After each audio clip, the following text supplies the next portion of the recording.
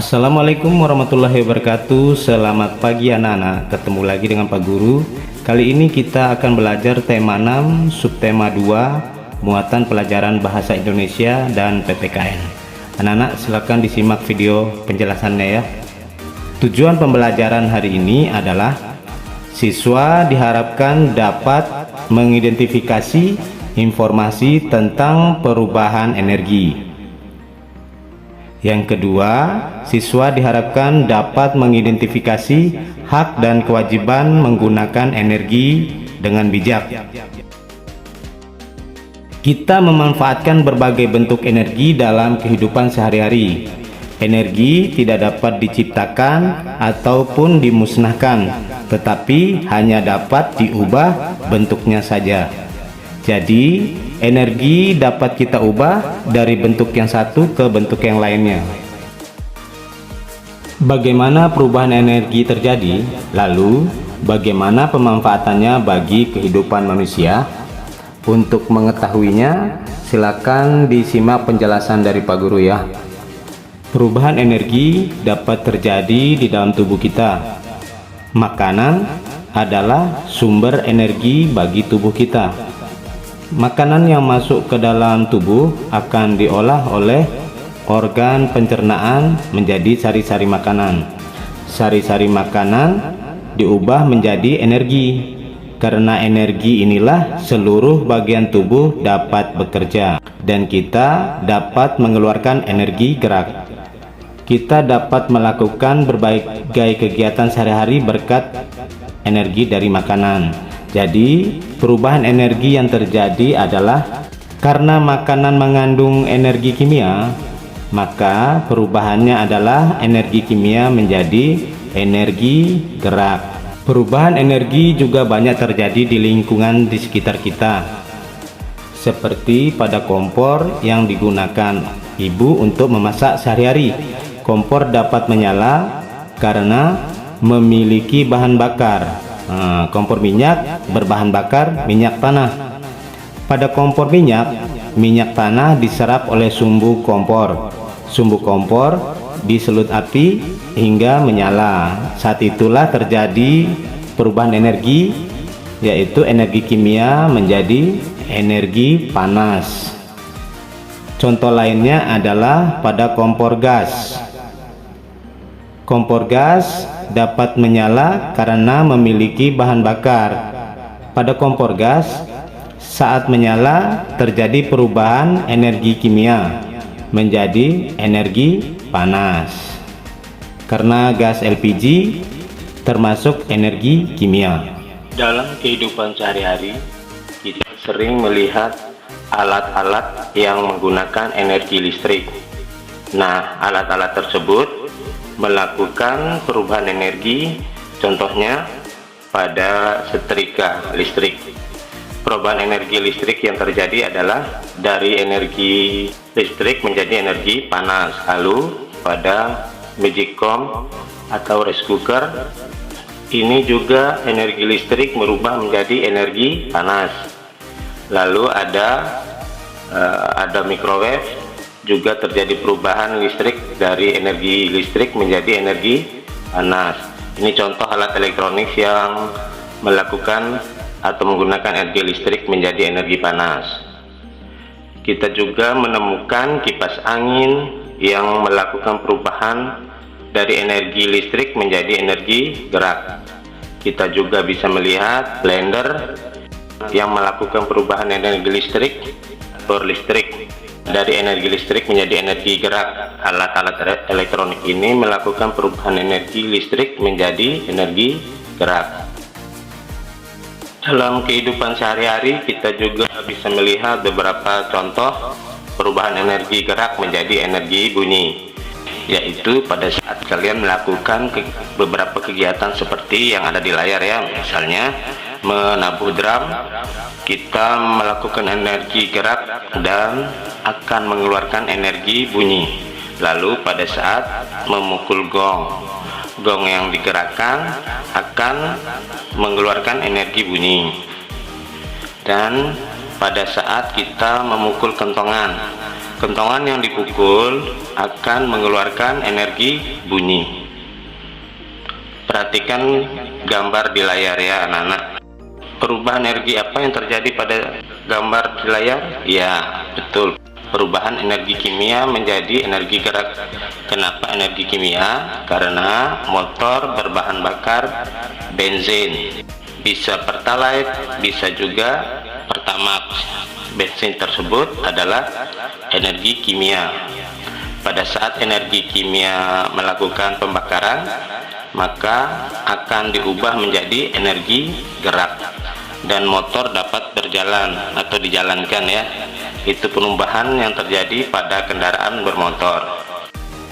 Lalu pada saat kita menyalakan radio ataupun tip ya, perubahan energi apa yang terjadi? Ya, betul.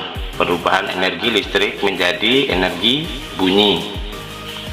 Pada saat kita menyalakan radio ini, energi listrik akan membuat radio akan mengeluarkan energi bunyi. Nah, pada saat kita menyalakan lampu, perubahan apa yang terjadi ya? Ya, akan terjadi perubahan energi listrik menjadi energi cahaya, karena lampu yang menyala akan mengeluarkan cahaya yang terang. Nah, sekarang kita lihat pada saat Edo menonton televisi dan di lingkungan di sekitarnya itu terdapat perubahan energi apa aja? Ya, yang pertama kita lihat adalah ke arah jendela. Ada buah yang jatuh. Buah yang jatuh itu terdapat perubahan energi gerak karena buah ini bergerak ke bawah. Nah, pada saat buah itu jatuh akan mengeluarkan bunyi tuk ya. Perhatikan yang kedua, televisi yang menyala. Televisi yang menyala ini menggunakan energi listrik yang akan diubah menjadi energi cahaya karena televisi mengeluarkan cahaya yang terang dan energi bunyi. Jadi pada televisi terdapat dua perubahan energi anak-anak, yaitu energi cahaya dan energi bunyi. Berbagai macam energi di sekitar kita adalah nikmat dari Tuhan Yang Maha Kuasa. Semua orang berhak memanfaatkan energi yang sudah dianugerahkannya. Sebagai wujud syukur kepada Tuhan, semua orang wajib menggunakan energi dengan bijak. Bijak artinya memanfaatkan energi untuk sesuatu yang baik dan bermanfaat.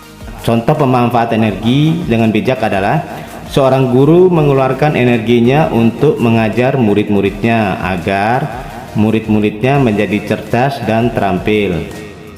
Seorang petani mengeluarkan energinya untuk menggarap sawah dengan cara mencangkul, menanam padi di sawah sehingga hasil panennya berkualitas bagus. Berikut ada juga petani buah yang bekerja keras mengeluarkan energi agar buah-buahnya yang ditanam berbuah lebat sehingga kita dapat merasakan buah-buahan yang lezat ya. Berkat petani buah, kita dapat mengonsumsi berbagai buah yang lezat. Petani merawat dan memberi pupuk agar tanamannya menjadi subur. Petani harus menunggu lama hingga buah-buahannya siap dipanen. Setelah panen, petani mengangkut buah-buahannya ke pasar. Seluruh kegiatan dilakukan oleh petani menggunakan banyak energi. Oleh karena itu, kita wajib menghargai para petani. Selain petani buah, banyak profesi lain yang harus kita hargai. Kita harus menghargai profesi-profesi yang telah berjasa dalam menyediakan kebutuhan kita, seperti penyediaan pakaian yang kita pakai sehari-hari. Perhatikan gambar di layar ya. Petani mengeluarkan energinya untuk menanam pohon kapas. Lalu pemintal benang harus mengerahkan tenaganya untuk mengolah benang dari kapas menjadi lebaran kain yang bagus. Lalu penjahit baju akan mengolah kain menjadi baju yang siap pakai. Berkat kerja petani kapas, pemintal benang, dan penjahit baju, kita dapat memakai pakaian yang indah. Oleh karena itu, kita harus menghargai profesi mereka. Berikut adalah kewajiban menggunakan energi dengan bijak. Lihat pada gambar ya anak-anak, mana saja gambar yang mencerminkan penggunaan energi dengan bijak. Kita lihat yang pertama, pada saat Udin dan temannya menggunakan energi untuk berkelahi. Ini contoh penggunaan energi yang tidak dilakukan dengan bijak. Jadi jangan dicontoh ya anak-anak ya. Lalu pada saat Udin menyalakan radio dengan suara yang kencang sehingga mengeluarkan suara yang kencang dan mengganggu orang lain. Misalnya mengganggu bayi yang sedang tidur. Ini merupakan penggunaan energi yang tidak bijak. Berikutnya, pada saat kita menggunakan energi kita untuk menyalakan petasan atau bermain petasan. Ini juga merupakan salah satu cara kita menggunakan energi, tetapi dengan cara yang tidak bijak. Jadi kita tidak boleh menirunya ya anak-anak. Berikutnya, pada saat kita mematikan keran air setelah kita gunakan. Nah, ini salah satu contoh kita melakukan kewajiban menggunakan energi dengan bijak. Yang berikutnya, pada saat kita melakukan kerja bakti membersihkan sekolah atau kelas ya, ini adalah kewajiban kita menggunakan energi dengan bijak juga. Berikutnya yang dilakukan oleh teman kita, seorang perempuan itu ya, menyiram tanaman di lingkungan sekolah. Ini merupakan salah satu kewajiban kita menggunakan energi dengan bijak. Sekarang anak-anak sudah tahu ya bagaimana menggunakan energi yang dengan bijak. Kita harus menghindari menggunakan energi yang tidak bijak ya. Hak dan kewajiban harus dilaksanakan dengan seimbang ya. Apabila kita memperoleh hak, maka kita harus melakukan kewajiban. Misalnya, kita berhak mendapatkan makanan untuk memperoleh energi, maka kita berkewajiban menghabiskan makanan yang sudah diambil atau diberikan. Lalu, bagaimana jika kita tidak melaksanakan kewajiban tersebut? Nah, apabila kita tidak menghabiskan makanan yang diberikan orang lain tadi, maka mereka pun akan malas untuk berbagi makanan lagi dengan kita. Contoh lain, apabila kita memperoleh hak, maka kita harus melaksanakan kewajiban adalah kita memiliki hak untuk menggunakan listrik untuk memenuhi kebutuhan kita sehari-hari. Maka kita berkewajiban membayar tagihan rekening listriknya, dan kita sebagai warga negara yang baik wajib ikut melaksanakan penghematan energi dengan baik ya, dengan cara mematikan lampu yang tidak digunakan. Nah, bagaimana jika kita tidak melaksanakan kewajiban tersebut? Apabila kita tidak membayar tagihan rekening listrik, maka kita tidak akan memperoleh energi listrik lagi. Jika kita tidak melaksanakan kewajiban, maka kita tidak akan memperoleh hak kita. Itulah pentingnya keseimbangan antara hak dan kewajiban. Warga yang baik adalah warga yang tertib melaksanakan kewajibannya. Demikian video pembelajaran kita kali ini anak-anak ya. Sampai ketemu di video pembelajaran berikutnya. Wassalamualaikum warahmatullahi wabarakatuh. Selamat pagi, tetap semangat ya.